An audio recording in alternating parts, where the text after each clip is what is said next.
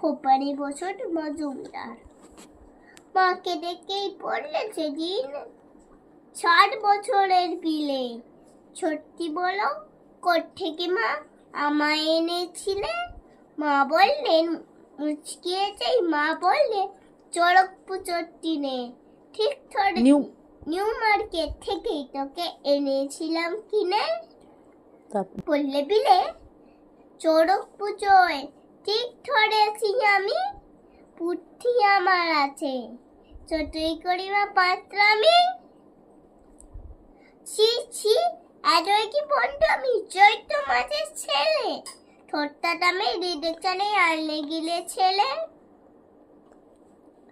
তাই মা আমার আমুল করে এমন ছোট বড়, হাতটা মেরে কিনলে যিনি ছবেই এমন তোলো।